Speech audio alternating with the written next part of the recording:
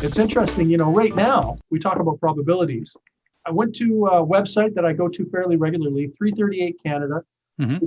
They've been crunching the chances of a Biden win and chances of a Trump win, and it looks very similar to 2016. I think Biden's at like 81.7% chance of winning, Trump at only 17.4%.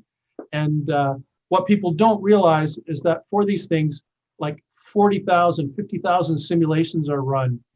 And then in those simulations, Biden, for example, wins 80% of the time, but Trump still wins 17% of the time. Hmm. And so it's kind of like the weather, Michael, like we read the weather, and when there's zero chance of rain, it's usually right. But as soon as there's any chance of rain, 5%, 10%, 15%, 20%, that mean it can rain under Yeah. certain circumstances. So we shouldn't think that 80% chance of Biden to win does not mean it is a guarantee.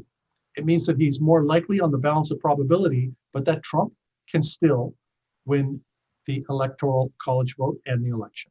I think we saw that. I remember working on election night in 2016, and I think a lot of us were glued to our computer monitor, staring at the New York Times election needle. And at the start, it seemed to be a sure win for Clinton, and then it suddenly flipped over, and it's the same probability, of course.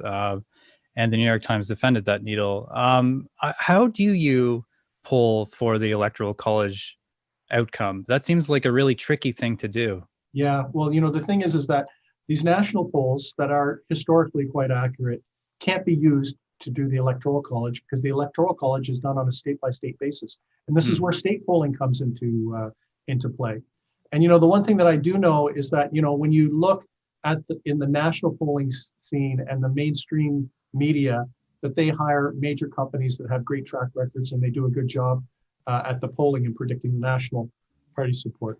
But when you get to the state level, there's a diversity of firms and organizations commissioning polls.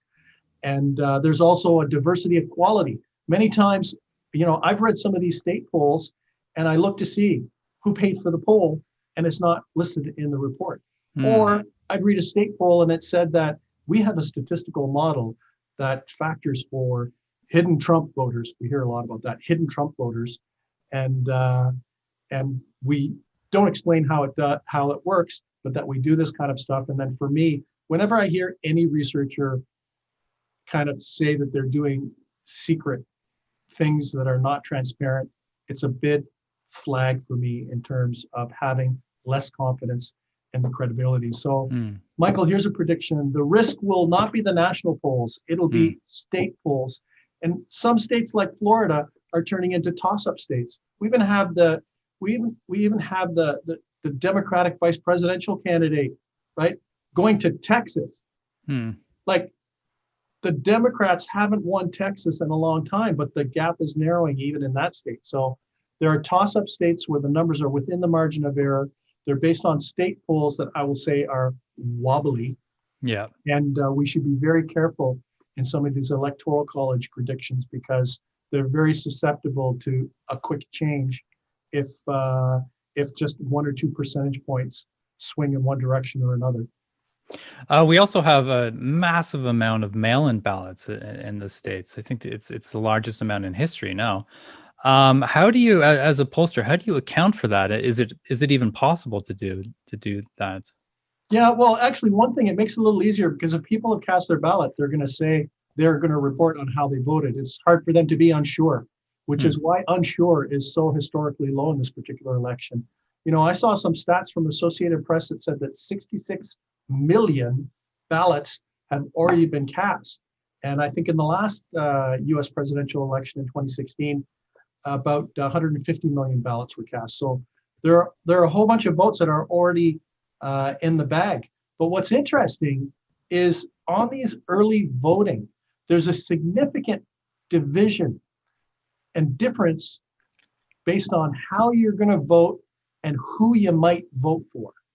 And what we're seeing in the numbers is that if you are, for example, if you're voting by mail or have voted by mail, Biden's at 51% and Trump's at 25%. It's like a 2-to-1 margin.